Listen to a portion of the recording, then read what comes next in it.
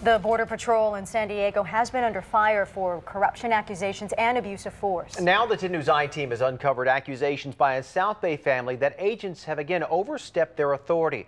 Our investigative reporter Mitch Blocker found court records revealing an intense early morning raid that some say was motivated by revenge. The full weight of federal and local authorities came crashing through the front door of this Chula Vista home in late August 2011. I'm hearing helicopters saying search warrant. I can hear my daughter screaming and yelling and, crying. They're pointing at me with these big old huge rifles and say, "Ma'am, just put your hands up, put your hands up."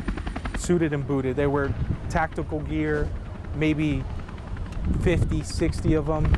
It was a raid. The U.S. Border Patrol was looking for evidence at this Montgomery Street home. I was very, very scared. I didn't know what was going on. They were looking for evidence of a crime against one of their own. Had led to lengthy interrogations of Josue Torres and his cousin Jaime Santillanes. I was asking why Border Patrol was there, and they said that we take care of our own. The Border Patrol wanted to know who assaulted and robbed fellow officer Carlos Hinojosa. This is a picture of Hinojosa's jaw taken at the hospital after the alleged assault.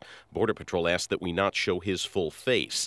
Santillanes and Torres were accused with causing the injuries and charged with multiple felonies, accused in part because the Border Patrol's report on their interrogation said Santillanes' body language was conclusive of a guilty subject.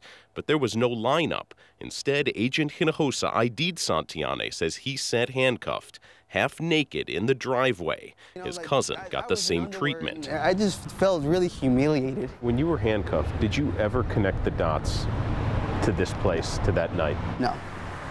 Never? Never. The place is Los Taquitos Taco Shop in Chula Vista. 3 weeks earlier, the scene of a confrontation between Agent Hinojosa, Josue Torres, and Santillanes. Torres and Santillanes do not have criminal records. Did you do anything to provoke him? Absolutely not. They say Agent Hinojosa seemed upset, eyeing them, then bumping hard into Santillanes, starting the confrontation. Border Patrol reports show Hinojosa was not in uniform that night, nor did he show any badge or identification.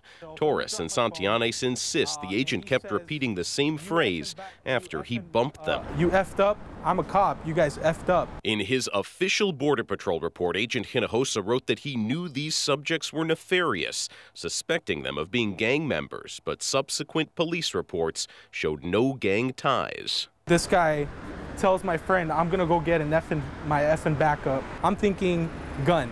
It was right here in this parking spot at the taco shop when Agent Hinojosa went back into his truck. He says because he was threatened with a knife that Santillanes beat him up along with Torres and that they stole his wallet. But Santillanes says it happened very differently, that Hinojosa hit him and he just reacted. I instinctively throw a punch. An audio tape we obtained reveals Hinojosa did not want to call 911 after the fight.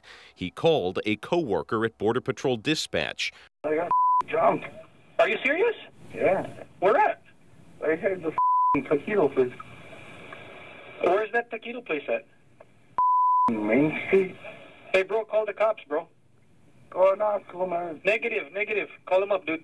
Especially now that you called this line. Call him up. I'll call you up. After the fight and after the raid, the case would go to trial. A 10-2 verdict in favor of innocence meant a hung jury. The district attorney agreed not to retry the case. The jury's verdict essentially says Officer Hinojosa was lying because they couldn't have reached that verdict if they didn't believe that. If they believed he was telling the truth, they would have convicted. Gretchen Von Helms is a criminal defense lawyer who is not connected to this case but has extensive experience with criminal police procedure.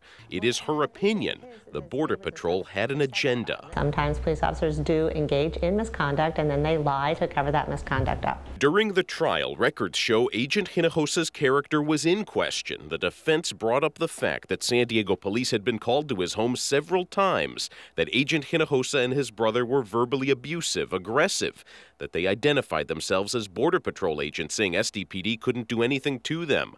and that they were extremely disrespectful, making obscene comments such as F off, according to the police report. We also found Agent Hinojosa's neighbor had testified at the trial about his character. He's not the type of person that should be having either a badge or a gun. She recalls saying the same thing to a Border Patrol recruiter who was checking on Hinojosa. I explained to him his character, I explained to him his behavior, and they still went ahead and got him a job. You know what? Nobody can say we didn't know. Agent Hinojosa had been on active duty for 4 months when the raid took place. This is an abuse of power. Yeah, I didn't do anything wrong. I did not do anything wrong. Now, Border Patrol Supervisor Stephen Pitts told us all employees are expected to conduct themselves in a professional manner while on or off duty. He said the overwhelming majority of Customs and Border Protection employees and officers perform their duties with honor and distinction. Supervisor Pitts assures us any allegations of misconduct are fully investigated. So is this case being investigated as one of misconduct? That we don't know.